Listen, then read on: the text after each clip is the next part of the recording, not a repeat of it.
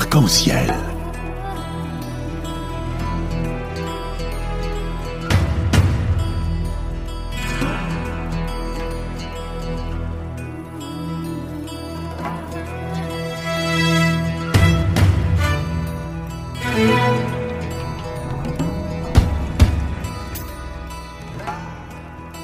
Arc-en-ciel, chaque dimanche, actualité, culture, économie, société et animation festive. Avec Abdelatif Arc-en-ciel, la chronique.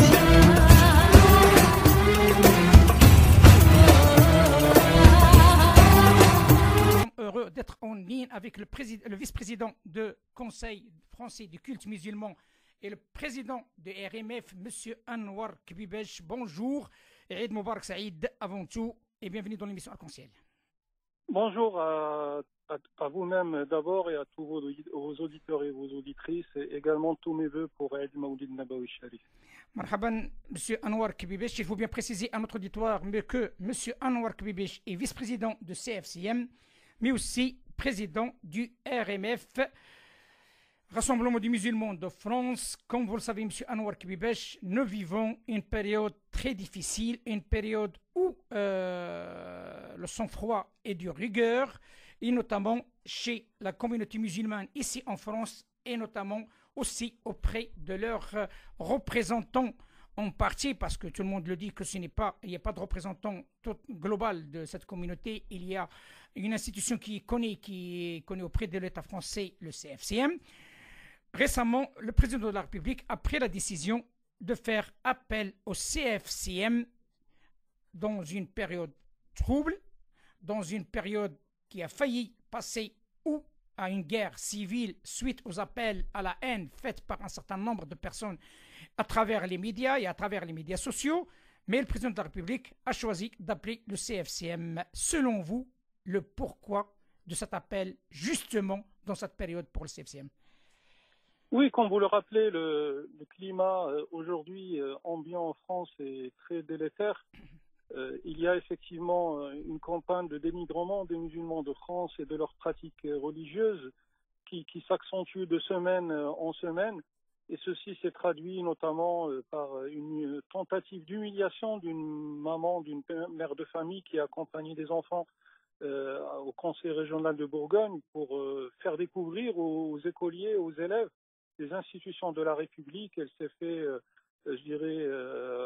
interpellée par un élu du Rassemblement national, tout simplement parce qu'elle portait son voile en tant que mère accompagnatrice. Il y a eu également l'attaque à l'arme à feu de la mosquée de Bayonne avec 2 victimes gravement et grièvement blessées. Et tout ceci démontre effectivement et c'est dans ce contexte que le président de la République effectivement a reçu en ambiance une délégation du Conseil français du culte musulman lundi dernier. Nous avons déjà été reçus le 18 octobre, place Beauvau, par le ministre de l'Intérieur, M. Christophe Castaner. Et ceci démontre que le CFCM reste l'interlocuteur privilégié des pouvoirs publics.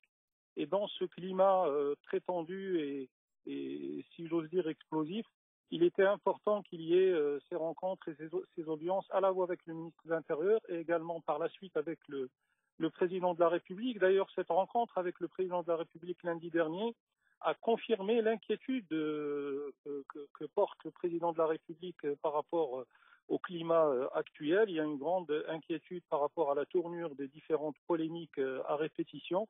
Et le CFCM en a profité également pour faire part au président de la République, au ministre de l'Intérieur, de la grande inquiétude des musulmans de France qui se voient de plus en plus stigmatisés dans leurs pratiques religieuses, en faisant un amalgame honteux entre la pratique religieuse et les signes de radicalisation. Le fait d'aller faire une prière à la mosquée ou le fait de vivre avec ferveur le mois sacré du Ramadan ne sont en aucun cas des signes de radicalisation. En tout cas, le signal politique était très très fort de la part du président de la République. Le fait de recevoir une délégation du CFCM dans ce climat-là est une confirmation du CFCM dans son rôle d'interlocuteur des pouvoirs publics et également de représentant de l'ensemble des musulmans de France et plus particulièrement du culte musulman en France. Et il y a effectivement un certain nombre de dossiers qui nécessitent une coordination et une concertation entre les pouvoirs publics et les représentants du culte musulman en France, que ce soit la question du port du voile, que ce soit la question de la radicalisation, que ce soit la question de l'islamophobie galopante, avec une libération de la parole islamophobe, avec des lignes rouges qui sont en train d'être franchies, vu qu'un certain Éric Zemmour se permet de comparer l'islam au nazisme. Donc ce sont des signes très dangereux et je pense que l'initiative du président de la République est tombée à point nommé et conforte le CFCM dans sa position, mais par contre le met également devant ses responsabilités, puisque les musulmans de France doivent prendre part à la société de vigilance qu'appelle de ses voeux le président de la République. Et nous avons dit que les musulmans de France, les citoyens français de confession musulmane, sont des citoyens à part entière avec les mêmes droits et les mêmes devoirs que leurs compatriotes et qu'ils sont prêts à relever le défi, à prendre leur part de responsabilité pour renforcer le vivre ensemble et pour éviter, comme vous l'avez dit, une potentielle guerre civile vu la tournure des événements. Comme vous le savez, donc vous étiez parmi les personnes qui étaient reçues par M. le Président de la République, bien entendu, mais aussi il y avait, pour la première fois depuis un certain temps, l'arrivée de M. Dalil Boubacar. Tant mieux que le président de la mosquée de Paris, donc qu'il soit reçu par le président de la République. Mais il y a une chose qui nous intéresse de près, cette rencontre avec le président de la République. Est-ce qu'il a évoqué ce dossier de l'islam consulaire ou pas? Justement, le président de la République a toujours appelé de ses voeux la construction d'un islam de France. Quand il était venu à l'iftar du CFCM en juin 2017, au lendemain de son élection, il a tenu un discours très fort où il disait effectivement que même les imams de France devaient être formés en France. Et d'ailleurs, le président de la République nous a dit que cette volonté de construire un islam de France avec des imams, des aumôniers de France et également un autofinancement à partir des différentes sources de financement du culte musulman étaient des points qui étaient très, très, très importants. Il nous a indiqué qu'ils sont ouverts aux différents pays d'origine et ces pays-là étaient très attentifs à la volonté du président de la République et de la France. Et notamment, moi-même, je suis d'origine marocaine, donc je peux parler du Maroc. Le Maroc a toujours indiqué qu'il était tout à fait ouvert à accompagner la France dans sa volonté de construire un islam de France. Et cette attitude positive du Maroc nous a été confirmée par le président de la République. Donc le président de la République a confirmé comme quoi les autorités marocaines sont partantes pour un islam de France sans aucune intervention des autorités marocaines à travers le ministère ou à travers CCME. Non, je pense que la volonté du président de la République est effectivement de construire un islam de France et dans ce cadre-là, il a besoin d'un partenariat avec les pays d'origine. Et ce que nous a confirmé le président de la République, c'est que les autorités marocaines au plus haut niveau étaient tout à fait dans cet état d'esprit. Et vu les relations privilégiées du Maroc avec la France, les deux pays coopèrent, je dirais, d'une manière très très constructive et très positive. Et le Maroc est toujours très attentif aux attentes des autorités françaises. Donc il parle de partenariat, Monsieur le Président, si je bien compris votre réponse. Oui, tout à fait. Je pense qu'il y a un partenariat privilégié entre les deux pays et le domaine culturel fait partie du périmètre de ce partenariat. On nous dira ce que ça va donner, ce partenariat, s'il y a partenariat, parce que c'est un petit peu contradictoire entre partenariat et aussi indépendance du culte musulman français. C'est le temps que nous dira et nous espérons que le président de la République sortira très bientôt pour mettre les jalons de l'islam de France comme ça a été annoncé. Il y a un autre problème qui s'impose sur le débat, M. Anouar Kibibich. Comme vous le savez, les musulmans de France, ils ont réussi d'une manière assez importante à garder leur sang-froid. Comment vous pouvez, autant que responsable du CFCM, capitaliser ce sang-froid des musulmans de France, malgré les tentatives de provocation faites par un certain nombre d'institutions, mais aussi de médias et voire aussi de personnes? Oui, on peut que se féliciter du sang-froid des musulmans de France qui subissent des assauts et des attaques concernant leurs pratiques religieuses et qui se font montrer à l'index en une menace de la laïcité, alors que la laïcité authentique, la laïcité d'Aristide Briand de la loi de 1905, c'est le respect de la liberté de culte, c'est le respect de la liberté de conscience et la garantie de la liberté de pratique religieuse, donc bien sûr dans le respect des lois et des valeurs de la République. Et les musulmans de France sont restés calmes, comme vous le soulignez, malgré ces attaques, malgré ces provocations. Il faut le saluer et il faut dire qu'aujourd'hui, ceci démontre une certaine maturité des citoyens français de confession musulmane qui derrière savent faire la part des choses entre un certain nombre de partis d'extrême, notamment l'extrême droite, qui essaient d'instrumentaliser la question de l'islam et la question de la pratique religieuse à des fins politiciennes. Ils ne répondent pas à ces provocations et même quand ils se font attaquer dans leur propre lieu de culte, ça a été le cas à Bayonne, ils ont répondu par une sérénité et un calme remarquables en faisant confiance à la police et à la justice de leur pays et ils sont restés dignes et ceci est à souligner et ceci démontre qu'aujourd'hui les musulmans de France, les citoyens français de confession musulmane font partie intégrante de la nation et défendent les intérêts de leur pays à l'instar de l'ensemble de leurs compatriotes. Il n'y a pas de procès d'intention en fidélité ou en loyauté des musulmans de France vis-à-vis de leur pays, la France. Comme toujours, hein, le CFCM, et ça, tout le monde peut le reconnaître, M. Anouar Kibibish, le CFCM a été toujours présent devant et a montré sa solidarité par rapport aux autres communautés, soit juives, soit chrétiennes. Hein, donc, quand il se fait toucher ou attaquer par l'intermédiaire des terroristes ou par l'intermédiaire des gens qui ont des problèmes psychiatriques ou autres, et toujours été présent au niveau national comme au niveau régional. Hein, donc, il faut dire les choses telles qu'elles sont. Est-ce que, selon vous, vous avez pu souligner, parce que c'est la question que je vous pose, souligner la solidarité des autres communautés juives et chrétiennes devant cette épreuve que les musulmans traversent ces derniers jours? Oui, tout à fait. Enfin, déjà, quand il y a eu l'attaque d'un imam, notamment l'imam de Brest, devant sa mosquée, nous avons reçu par des tirs à balles réelles, là aussi, par quelqu'un qui s'est suicidé par la suite. C'était au mois de fin juin, début juillet. Nous avons reçu des témoignages de solidarité des responsables des autres cultes.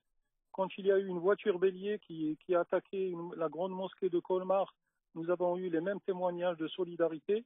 Et après ce qui vient de se passer à Bayonne, l'ensemble des représentants des autres cultes et leurs responsables au plus haut niveau ont contacté le CFCM, ont contacté personnellement pour exprimer leur solidarité et leur compassion avec les musulmans et les fidèles qui se sont fait agresser.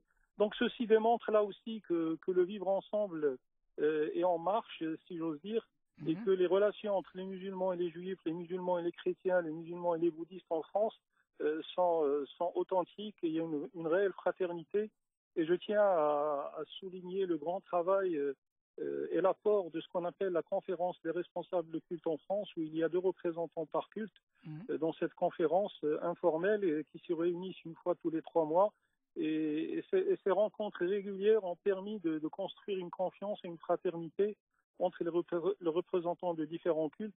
Et dans les moments difficiles, comme celui qu'est en train de traverser le culte musulman en France et les musulmans de France, cette solidarité des autres cultes nous fait chaud au cœur. Il me reste 2 questions, si vous le permettez, M. Anouar Kibibish. Comment ça se présente les prochaines élections de CFCM et comment ça se passe vos relations avec l'ensemble des autres associations musulmanes qui font partie intégrante du CFCM?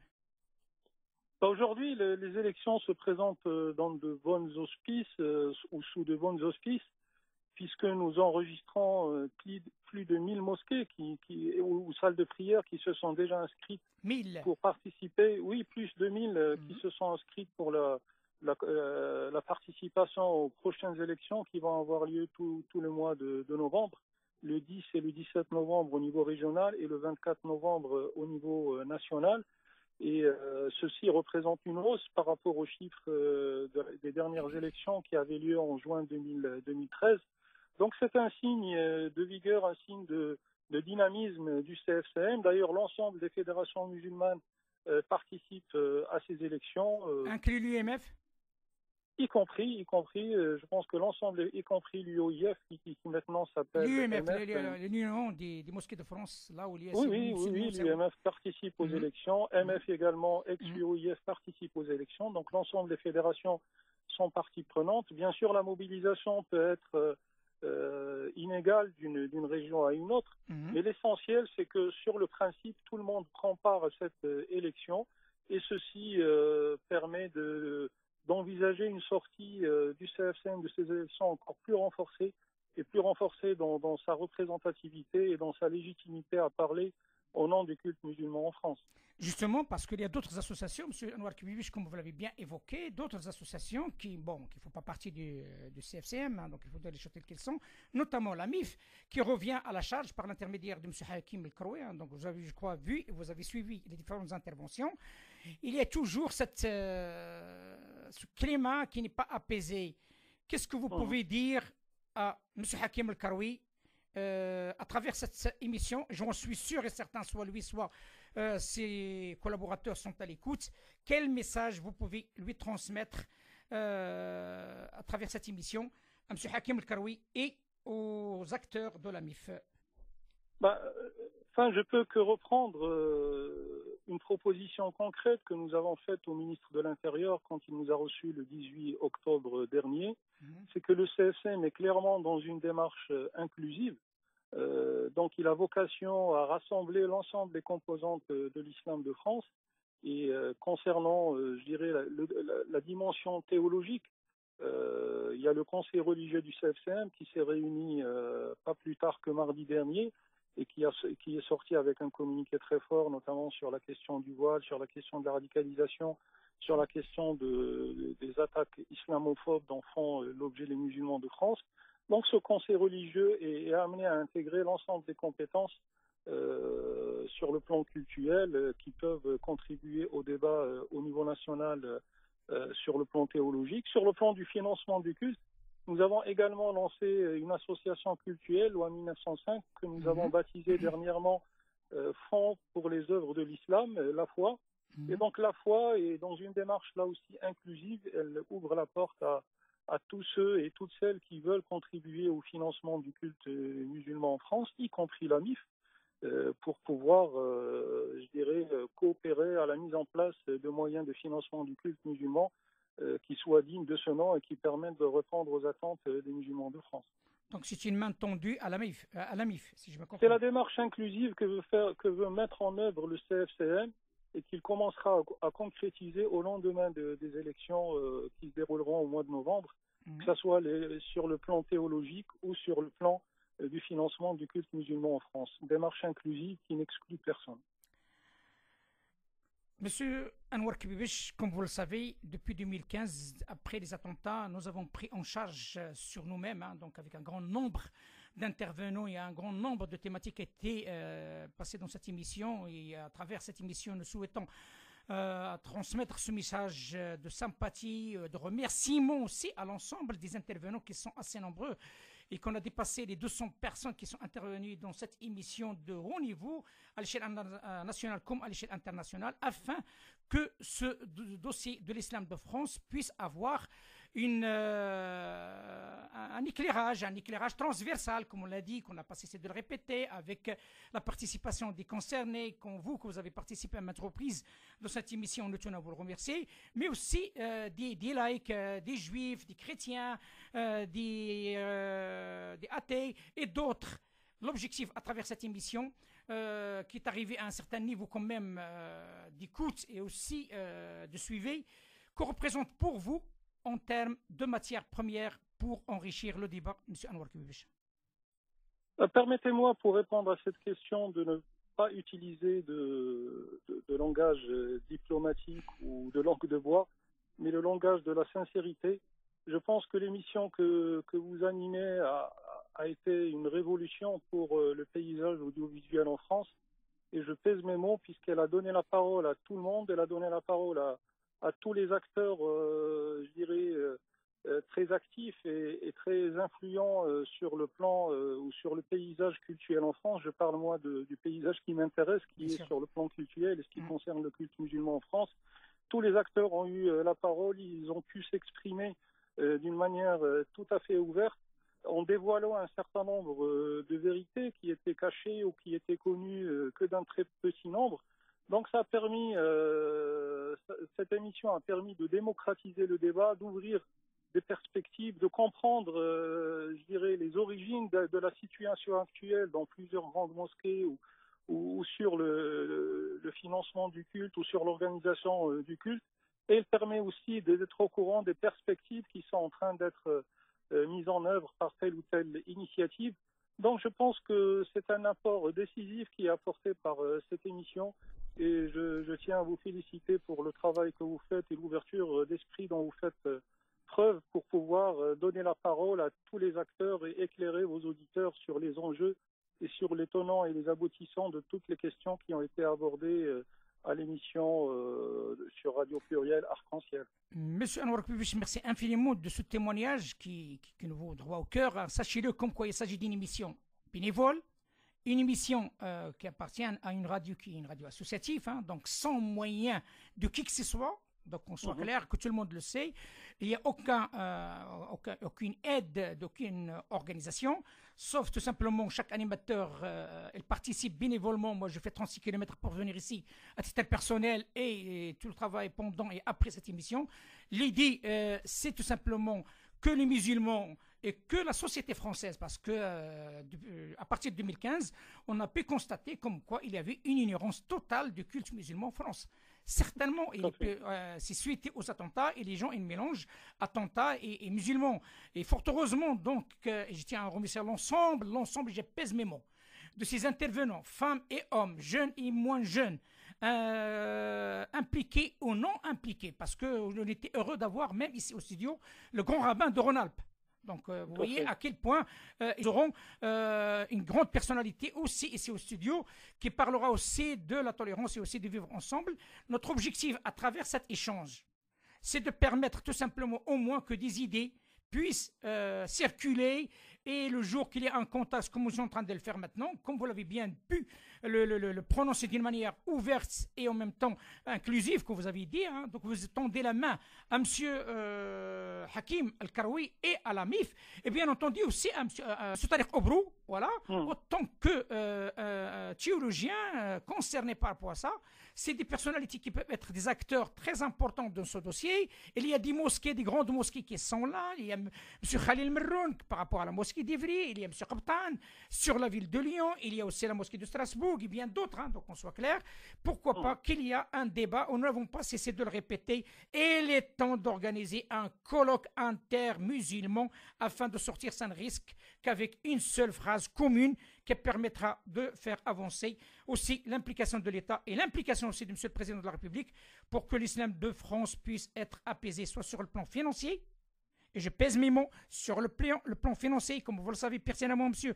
Anouar Kbibish, il y a un réel souci par rapport à ce dossier-là, il y a implication des wahhabistes à travers des États qui mélangent le politique, géopolitique avec la religion, et aussi bien entendu cette notion de la théologie, cette notion d'avoir un discours commun, et aussi il y a des jeunes, donner la possibilité à des jeunes comme Yasser Louati, comme Mohammadi, comme d'autres, hein, sont nombreux, hein, qui sont très actifs. Un certain Youssef El-Hindi aussi, qui sont très actifs sur le plan culturel. Pourquoi pas de ne pas qu'il y a وأمرهم شورى بينهم باللغة العربية à l'occasion de cette fête musulmane, l'Eid al-Mawlid al-Nabawi. Sur cela, je vous dis merci infiniment d'accepter notre invitation et bon vent par rapport à ces élections du mois de novembre et bon vent pour un islam inclusif ici en France. Monsieur Anouar Kbibish, vice-président du Conseil français du culte musulman, mais aussi le président du RMF. Je vous dis à très bientôt. Merci beaucoup, à très bientôt, Inch'Allah. À très bientôt. Arc-en-ciel.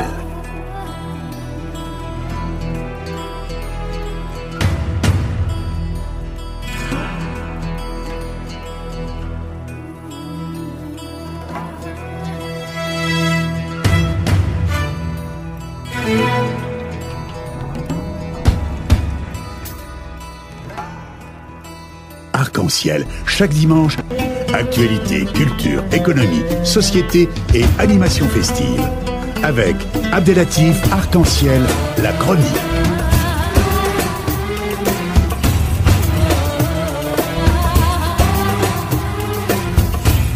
Arc-en-Ciel Info.